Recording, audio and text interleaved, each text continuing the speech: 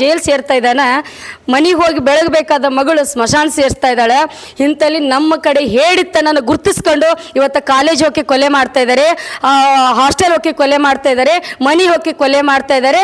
ಆದ್ರೆ ಅವ್ರ ಮನೆಗಾಗಿ ಅದು ನಮ್ಮದಲ್ಲ ಅಂತ ನಾವು ಹಿಂದೂಗಳು ಕುತ್ಕೋತಾ ಇದೀವಲ್ಲ, ನಮ್ಮ ದಡ್ಡತನ ಅಂತ ಇದು ಹೇಳಕ್ಕೆ ನಾನು ಇದು ಮಾಡ್ತಾ ಇದ್ದೀನಿ. ಇಲ್ಲಿ ನಮ್ಮ ದಡ್ಡತನ ಸಾಕು ನಿಲ್ಲಿಸ್ಕೊಂಡು ನಮ್ಮದು ಎಚ್ಚರಿಕೆಯಿಂದ ನಮ್ಮ ಮಕ್ಕಳನ್ನ, ನಮ್ಮ ಮನೆ ಮಕ್ಕಳನ್ನ, ನಮ್ಮ ಧರ್ಮನ ನಾವು ಉಳಿಸ್ಕೊಳ್ಳೋಕೆ ಮುಂದೆ ಪ್ರತಿಯೊಬ್ಬರು ಬರಲೇಬೇಕು.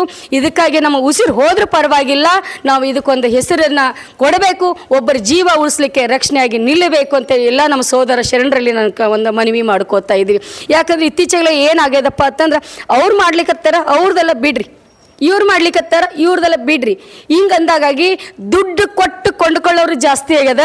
ನಾವು ಯಾವ ದುಡ್ಡಿಗೆ ಬಗ್ಲಾರ್ದೇನೆ, ಯಾವ ಒಂದು ಎದಕ್ಕೂ ಪದವಿಗೆ ಬಗ್ಲಾರ್ದೇನೆ, ನ್ಯಾಯಕ್ಕೆ, ನಮ್ಮ ಧರ್ಮಕ್ಕೆ ನಾವು ಯಾವಾಗಲೂ ಜೈಕಾರವಾಗಿರೋಣ. ಕರೀರಿ ತಂದು ಹೋಗಿ ನಾವು ಅಲ್ಲಿ ಭಾಗಿಯಾಗಿ ನಿಲ್ಲೋಣ. ಯಾವ ಹತ್ತಿರ ಭಾಗದಲ್ಲಿ ಯಾರಿಗೆ ತೊಂದರೆ ಆಗಿರಲಿ, ಏನೇ ಮಾಡಿರಲಿ, ಅಲ್ಲಿ ಹೋಗಿ ನಾವು ಭಾಗಿಯಾಗೋಣ.